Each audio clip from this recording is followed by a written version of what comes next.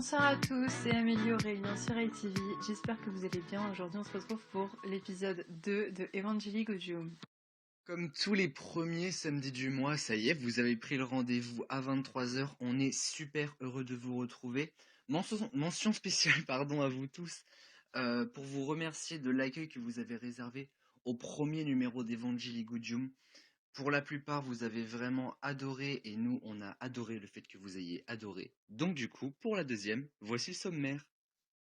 Pour la Lectio Divina de ce soir, ce sera Amélie et elle sera avec vous pour le psaume numéro 25. Puis Aurélien nous parlera du samedi saint et de ses secrets. Pourquoi Jésus est descendu aux enfers. En fin d'émission, votre rendez-vous et votre interview. Aujourd'hui, Amélie a eu le plaisir de rencontrer Kevin. Mais avant toute chose, le saint du jour avec les Gérards. Nous sommes le 3 octobre 2020 et nous fêtons aujourd'hui les Gérards. Outre le fait que ce soit mon deuxième prénom, il y a beaucoup de Gérards qui sont des saints dans les églises orthodoxes et catholiques. Il y a donc par conséquent de nombreuses fêtes multiples à ces sujets. Mais notre saint du jour va concerner Gérard de Brogne. Cet homme est né à Stave, cette ville se situe en Belgique, et à la fin du IXe siècle, c'était donc vers 890 que Gérard de Brogne est né. L'histoire qui nous intéresse se déroule aux alentours de 919 après Jésus-Christ. La famille de Gérard possède les terres d'où ils vivent, à savoir les terres de la ville de Brogne, d'où leur nom et d'où le nom de Gérard de Brogne. À la mort de son père, Gérard devient bénédictin. Il fonde une abbaye sur les terres où il vit. Et c'est lors d'une prière, où il s'assoupit quelques secondes à peine, qu'il y voit Saint Pierre. L'apôtre lui ordonne de ramener dans cette abbaye les reliques du martyr Saint Eugène et de monter également un temple encore plus majestueux à la gloire du Père. Notre Saint Gérard s'y exécutera. En 919 toujours, Gérard décide de se consacrer pleinement à sa foi et à ses prières en prenant la décision de devenir moine bénédictin. Il va d'ailleurs démarrer cette nouvelle vie au sein de l'abbaye de Saint-Denis, c'est en France et non loin de l'actuelle capitale. Il est de retour quelques années plus tard dans sa région, en Belgique, en tant que moine et prêtre, pour fonder un monastère cette fois-ci. Saint Gérard est avant tout connu en tant que réformateur des églises.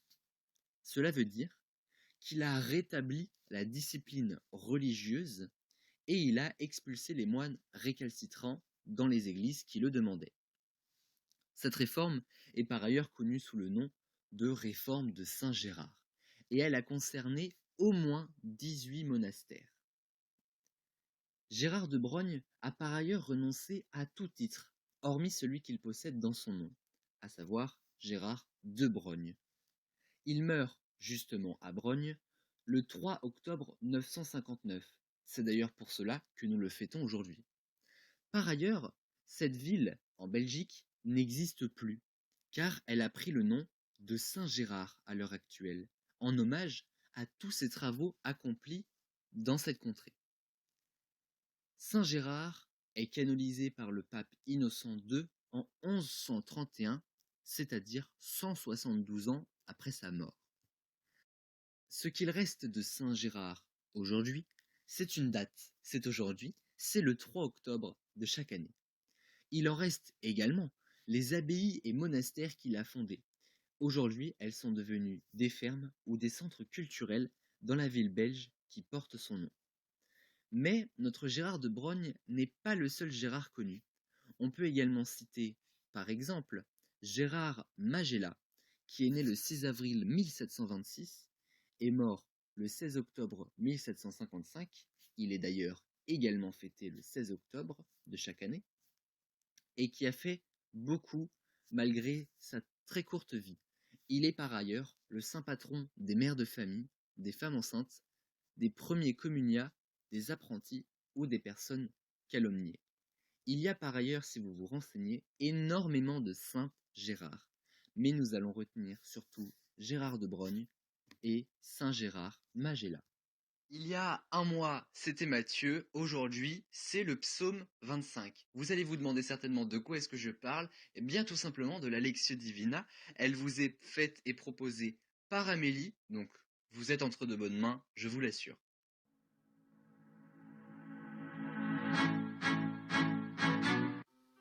Psaume 25. Recherche du pardon de Dieu, de David. Éternel, je me tourne vers toi. Mon Dieu, en toi je me confie. Que je ne sois pas couvert de honte, que mes ennemis ne se réjouissent pas à mon sujet. Aucun de ceux qui espèrent en moi ne sera couvert de honte. Mais la honte est pour ceux qui sont infidèles sans raison. Éternel, fais-moi connaître tes voies. Enseigne-moi tes sentiers. Conduis-moi dans ta vérité et instruis-moi, car tu es le Dieu de mon salut. Je m'attends à toi chaque jour. Éternel, souviens-toi de ta compassion et de ta bonté, car elles sont éternelles.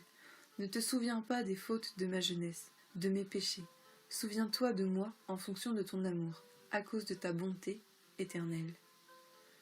L'Éternel est bon et droit. C'est pourquoi il montre aux pécheurs la voie à suivre. Il conduit les humbles dans la justice, il leur enseigne sa voie. Tous les sentiers de l'Éternel sont bonté et fidélité pour ceux qui gardent son alliance et ses commandements. C'est à cause de ton nom, Éternel, que tu pardonneras ma faute, car elle est grande. Quel est l'homme qui craint l'Éternel? L'Éternel lui montre la voie qu'il doit choisir. Son âme reposera dans le bonheur, et sa descendance héritera le pays. L'Éternel confie ses secrets à ceux qui le craignent, il leur fait connaître son alliance. Je tourne constamment les yeux vers l'Éternel, car il dégagera mes pieds du piège. Regarde-moi, aie pitié de moi, car je suis abandonné et malheureux. Les angoisses de mon cœur augmentent, délivre-moi de ma détresse. Vois ma misère et ma peine, et pardonne tous mes péchés. Vois combien mes ennemis sont nombreux, et de quelle haine violente ils me poursuivent. Garde mon âme et sauve-moi. Que je ne sois pas couvert de honte, car je cherche refuge auprès de toi. Que l'intégrité et la droiture me protègent, car je mets mon espérance en toi. Ô Dieu, délivre Israël de toutes ses détresses. Le psaume 25, puisqu'il faut tout replacer dans son contexte, c'est avant tout une supplication d'un fidèle du Seigneur, donc à savoir le roi David, qui a péché et qui subit en punition l'attaque de ses ennemis. Et du coup, puisqu'il est en péril, il se rend conscient de l'abandon de Dieu. Et pour la fun fact, dans ce psaume et le psaume 34, la lettre hébraïque initiale de chaque verset suit l'ordre alphabétique, puisque vous savez que la Bible a été de base écrite en hébreu, ça suit son alphabet. Donc, on commence tout de suite avec l'interprétation. Pour le verset 1 et 2, donc je vous le relis. Éternel, je me tourne vers toi. Mon Dieu, en toi je me confie. Que je ne sois pas couvert de honte, que mes ennemis ne se réjouissent pas à mon sujet. Ici, on a un abandon total de nos vies à Dieu. Et ça m'a beaucoup fait penser à l'interview avec Quentin quand on parlait justement du fait que les chrétiens se reposaient énormément sur Dieu. Donc si vous ne l'avez pas vu, enfin pas entendu, je vous invite à y aller, c'est dans la première émission. Mais aussi dans ces versets, on voit que David implore Dieu de suivre ses attentes. Donc on apprend notamment dans les Écritures que les attentes des justes ne doivent pas être interrompues. On souhaite ici aussi la victoire de Dieu sur l'ennemi. Dans le verset 3 et 4, aucun de ceux qui espèrent en toi ne sera couvert de honte. Mais la honte est pour ceux qui sont infidèles sans raison. Éternel, fais-moi connaître tes voies, enseigne-moi tes sentiers. Ici, ce qu'on veut, c'est la protection de la honte et des gens mauvais. On a ici un verset qui est quand même assez connu. Fais-moi connaître tes voies, enseigne-moi tes sentiers. C'est-à-dire que Dieu a un projet pour tout le monde. Et quand on est un petit peu perdu, ça peut être pas mal d'essayer de se poser et de prier pour savoir quelle est la volonté du Seigneur pour nous. Donc versets 5 et 6. Conduis-moi dans ta vérité et instruis-moi, car tu es le Dieu de mon salut. Je m'attends à toi chaque jour, Éternel. Souviens-toi de ta compassion et de ta bonté, car elles sont éternelles. Ce qu'on veut ici, c'est le conseil de Dieu, pour tout, pour toute chose. On se repose entièrement sur lui, comme on a vu au verset 1 et 2. Donc ce qu'on veut, c'est que Dieu enseigne et montre le chemin, comme au verset 3 et 4. Pour le verset 7 et 8, on a « Ne te souviens pas des fautes de ma jeunesse, de mes péchés. Souviens-toi de moi en fonction de ton amour, à cause de ta bonté éternelle.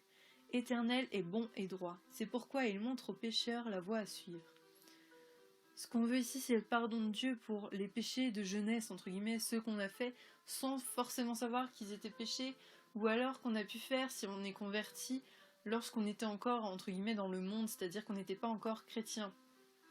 Donc la miséricorde de Dieu peut être vraiment vraiment importante dans ces cas de figure-là. Donc toujours dans le verset 8 et 9, donc l'Éternel est bon et droit, c'est pourquoi il montre aux pécheurs la voie à suivre, il conduit les humbles dans la justice, il leur enseigne sa voie. On a la notion que Dieu est bon et droit dans ses actions et qui comprend justement les jeunes pécheurs qui ont besoin de sa miséricorde. Versets 10 et 11. Tous les sentiers de l'Éternel sont bonté et fidélité pour ceux qui gardent son alliance et ses commandements. C'est à cause de ton nom, Éternel, que tu pardonneras ma faute, car elle est grande. Dieu, c'est l'être suprême, c'est la voie de Dieu qui est miséricorde. C'est la voie de Dieu qui est le chemin vers la vie éternelle. C'est vraiment un foyer au final pour les chrétiens. Et le fait de demander justement montre la voie, montre ce qu'on doit faire, etc. Genre c'est comme si un enfant demandait à sa mère ce qu'il devait faire pour régler un conflit au final. Versets 12 et 13.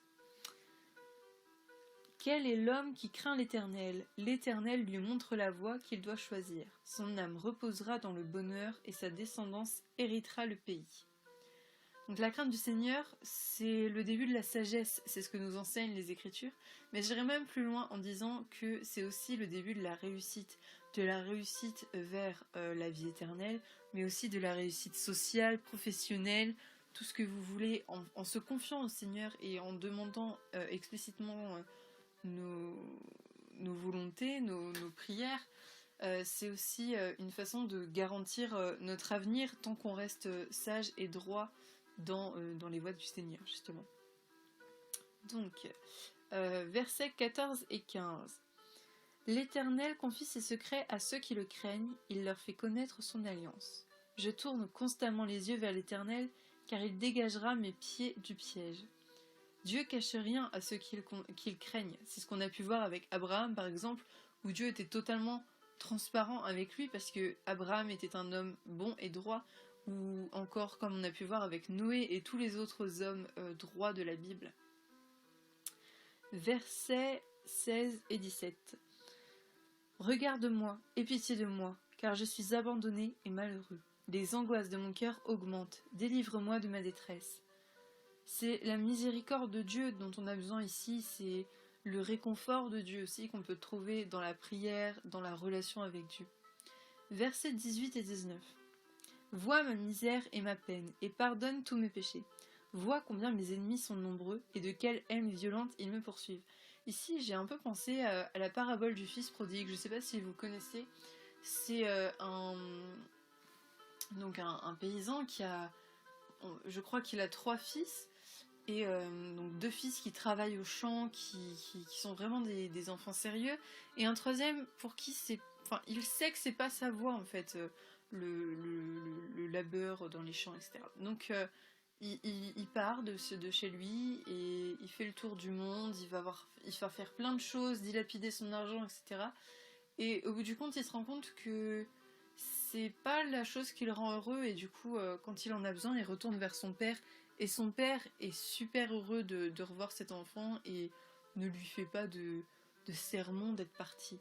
Et du coup, là, j'ai un peu pensé à ça, parce qu'au final, là, on s'est éloigné de Dieu, on a péché, certes, on a fait plein de choses qu'on n'aurait pas dû faire, mais on veut revenir, et de toute manière, Dieu peut être que heureux de nous voir revenir, puisqu'il nous aime infiniment. Versets 20 et 21. Garde mon âme et sauve-moi, que je ne sois pas couvert de honte, car je cherche refuge auprès de toi. Que l'intégrité et la droiture me protègent, car je mets mon espérance en toi. Ce qu'on veut ici, c'est au final délivrer son âme de toutes les lourdeurs, de tous les péchés, tout ce qu'on traîne et tout ce qui nous traîne aussi, tout ce dont on n'a pas besoin et ce qui nous fait plus de mal qu'autre chose au final.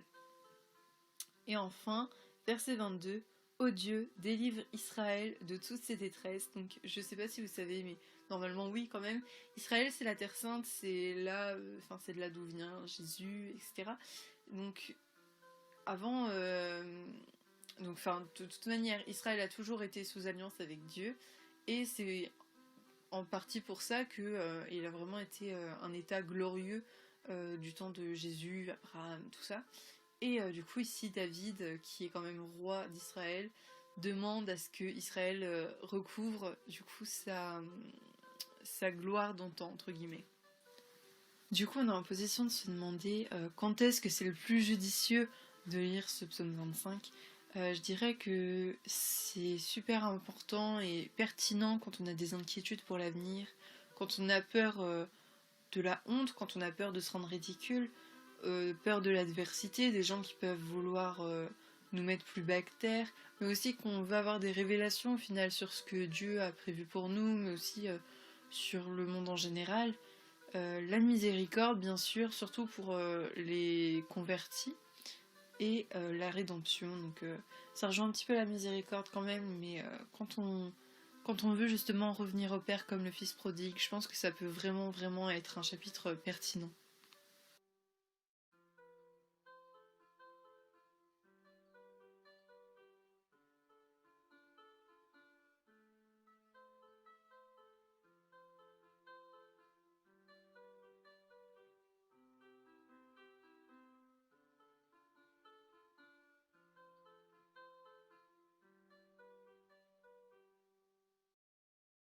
Peu de gens le savent, mais avant d'atterrir à la droite du Père, Jésus est passé par les enfers. C'était nécessaire, mais pourquoi? C'est ce qu'Aurélien va vous raconter aujourd'hui.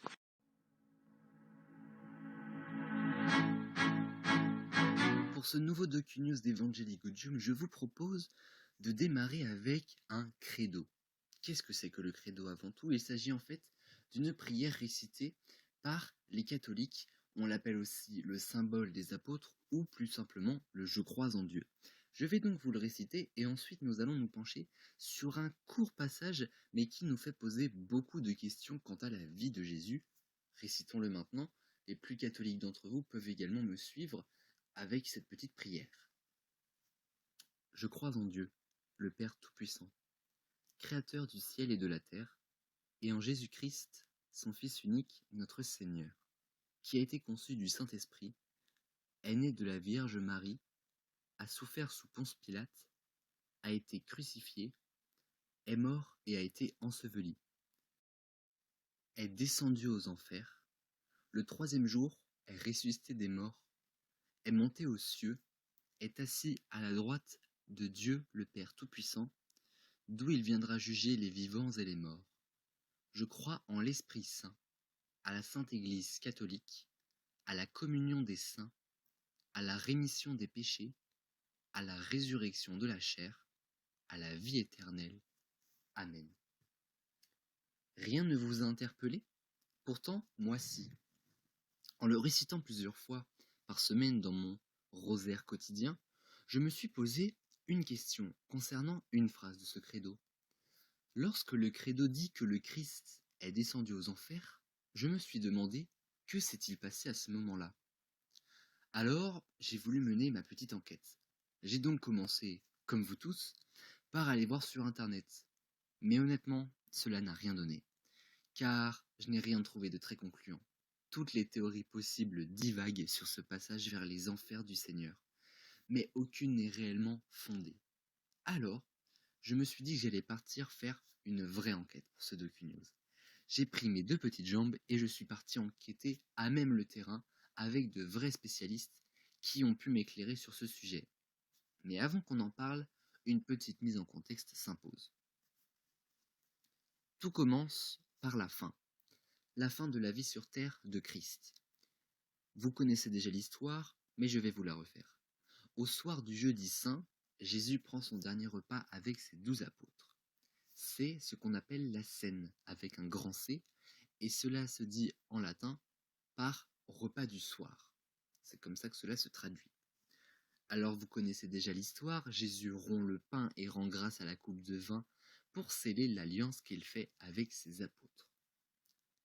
Par ailleurs, il sait qu'un des apôtres va le trahir dans les heures à venir. Vous le savez, il s'agit là de Judas. De là, tout s'enchaîne tristement et malheureusement très très vite. Le lendemain, le vendredi saint, Jésus est arrêté et est en route vers sa crucifixion. Par ailleurs, selon l'évangile selon saint Marc, Jésus est crucifié à la 3e heure, ce qui correspond à peu près 9 heures du matin. Les ténèbres débutent à la 6e heure, ce qui voudrait donc dire que la nuit est tombée vers midi, et Jésus expire 3 heures après cela à la 9e heure, ce qui correspondrait donc à 15 heures, sa date de potentiel décès. De là, il est mis au tombeau, avant qu'on ne découvre le miracle de sa résurrection le dimanche de Pâques.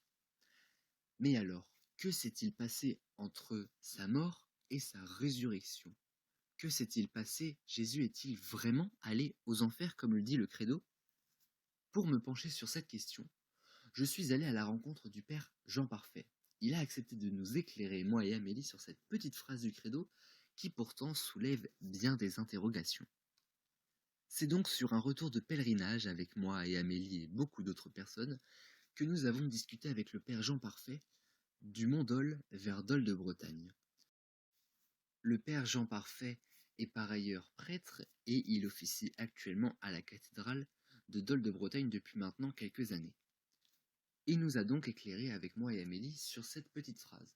Et il a d'ailleurs commencé par nous indiquer qu'en réalité, les enfers n'existent pas tels qu'on le conçoit. C'est ce qu'il a appris à la fois dans sa vie personnelle et professionnelle, et c'est également ce qu'on apprend en théologie. Alors en réalité, la théologie, c'est d'une certaine manière la science religieuse, ou plus simplement, l'étude concernant la religion et la divinité. Et ce qu'on y voit est très intéressant. La théologie est par ailleurs vue pendant les séminaires, et c'est ce qui fait que les hommes deviennent en réalité prêtres. On voit beaucoup de cours de théologie, et c'est là-dessus que le Père Jean Parfait a pu nous donner quelques points de réponse. En réalité, ce qui désigne les enfers, c'est simplement le fait de s'éloigner de Dieu par nos actes. Si nous faisons un acte bien, ou du moins correct, et qui aura par ailleurs de bonnes influences et de bonnes conséquences sur l'avenir et sur les autres, ce sera, pour nous personnellement, un rapprochement vers Dieu.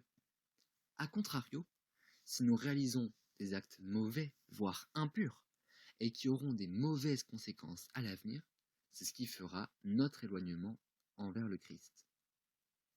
À ce propos, Jean Parfait m'a dit quelque chose de super intéressant et que je ne soupçonnais pas du tout. Tous les hommes sur terre, ou du moins ceux qui croient à la vie éternelle comme tous les chrétiens, pensent en réalité que lorsqu'on monte, il y a un côté paradis et un côté enfer, et que c'est Dieu lui-même qui décide de notre place, c'est-à-dire aux côtés des enfers ou aux côtés du paradis, en prenant compte de nos actes, de notre vie sur terre.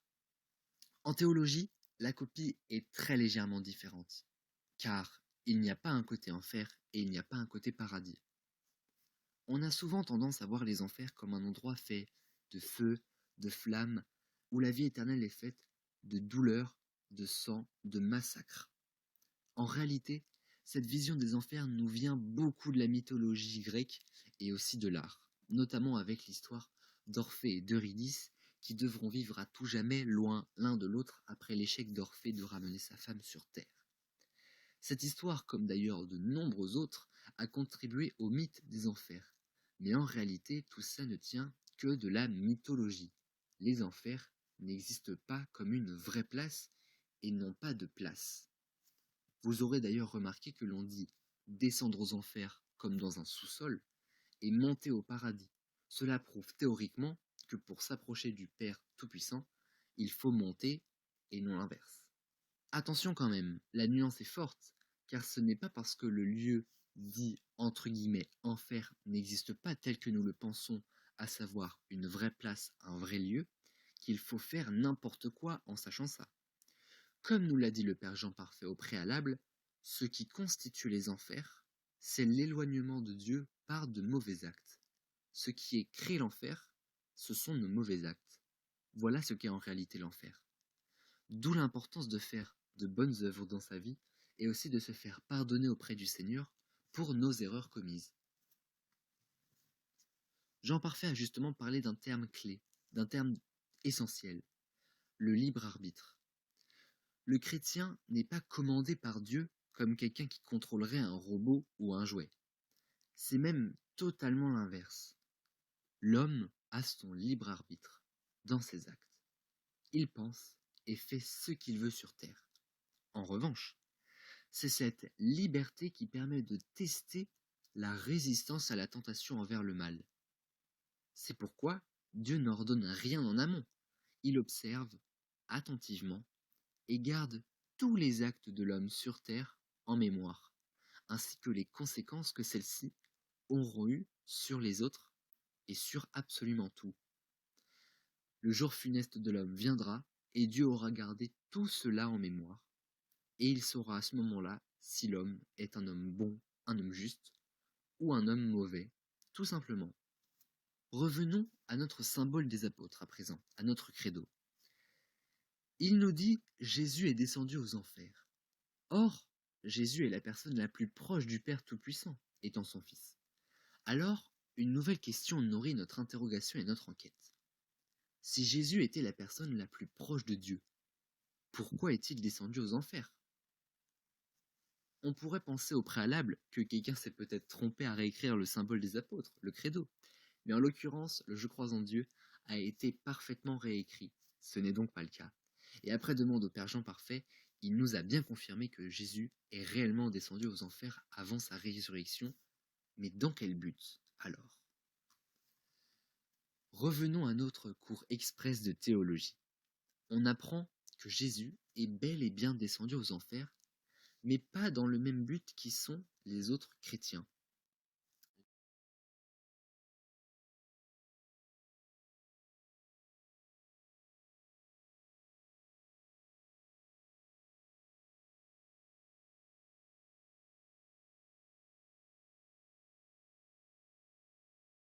C'est ainsi qu'on parle de Jésus le Sauveur. On ne l'appelle pas comme cela pour rien. Le Christ est donc allé chercher les personnes qui avaient fait des mauvais choix et des mauvais actes pour les ramener davantage plus proches de Dieu et d'une vie éternelle assurée et assurée de bonheur également.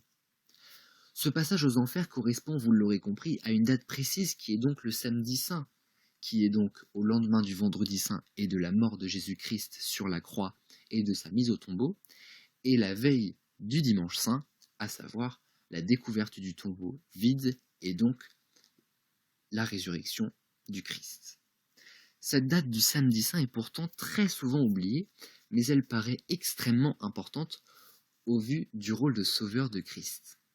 Malgré tout ce que j'ai pu apprendre, il faut bien garder à l'esprit que Satan existe bel et bien, et il reste malgré tout le roi des enfers, étant les tentations et les mauvais actes. D'ailleurs, à plusieurs reprises, Jésus l'a affronté dans sa vie sur terre, et l'a toujours vaincu, comme le rapportent d'ailleurs certains passages du Nouveau Testament dans la Bible, qu'Amélie aura peut-être un jour la chance de vous le rapporter dans la Lectio Divina d'Evangelii Gaudium.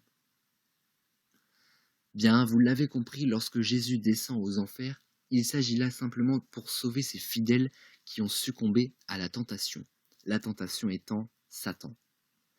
Il n'a jamais trahi le Père et nous convie à faire de même pour nos jours restants sur terre. Les enfers n'existent pas comme une vraie place ou comme un vrai lieu avec une vraie frontière. C'est pourtant ce que la mythologie essaye de nous faire penser. Mais comme nous l'avons dit, ce qui constitue les enfers, ce sont simplement les mauvais actes et les mauvais choix des hommes. Evangelii Gaudium touche presque à sa fin, mais le presque est quand même très important puisque nous arrivons à la dernière séquence et c'est peut-être celle que vous préférez déjà parce que c'est avec Amélie, donc ça fait déjà beaucoup, mais surtout parce que c'est l'interview. Nous allons rencontrer ce soir un nouveau chrétien. Amélie est allée le rencontrer, il s'agit de Kevin. Voici son histoire.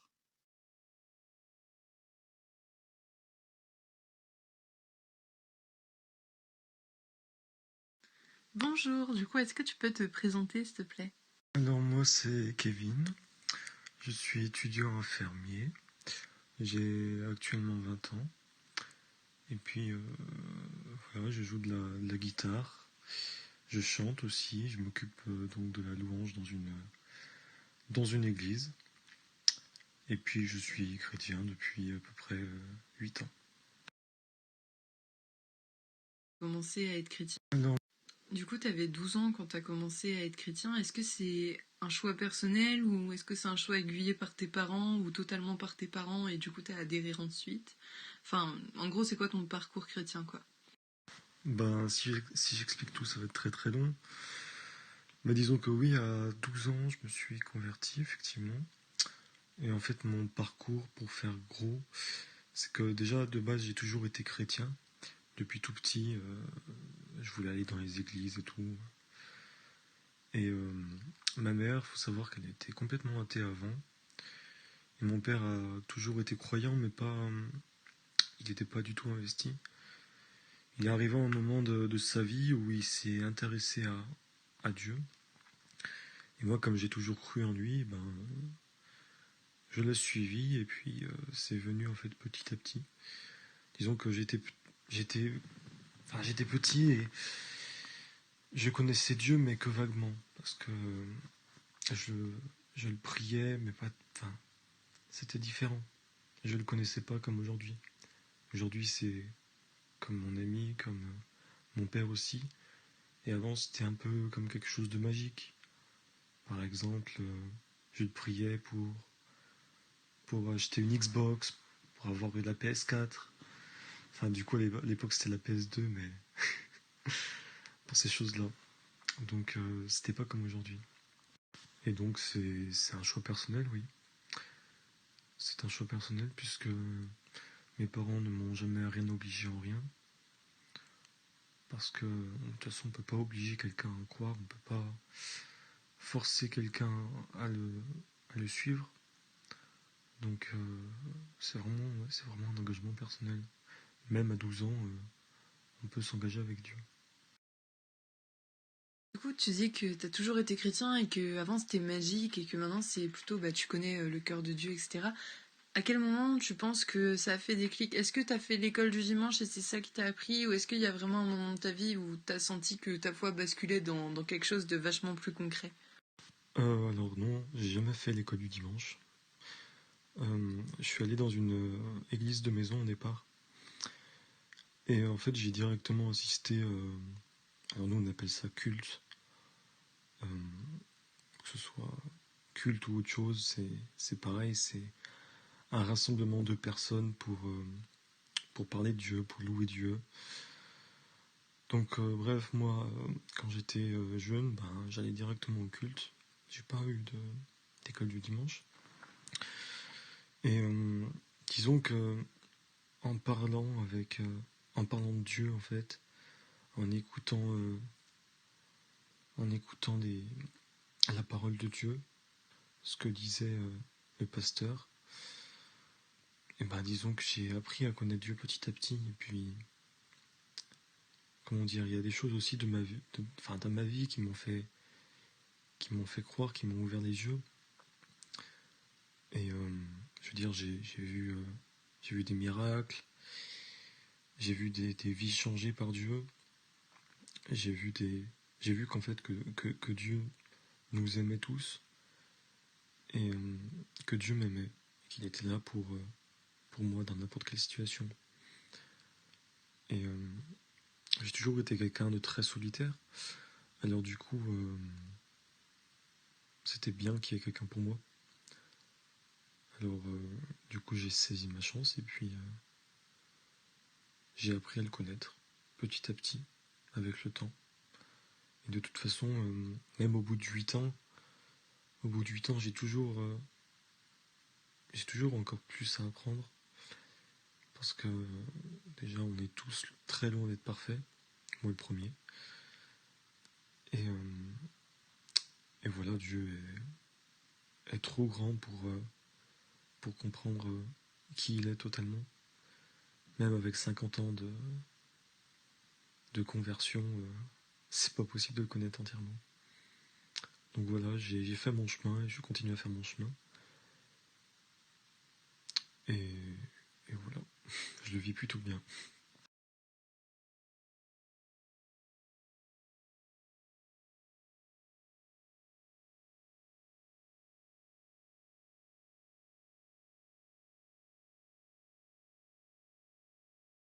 Et on espère que ça continuera comme ça. En tout cas, nous, on te souhaite plein de bonnes choses et que tu continues comme ça. Je te retiens pas plus longtemps parce que je sais que t'es occupé, mais merci pour cette interview. J'espère que ça t'a plu autant que ça nous a plu à nous.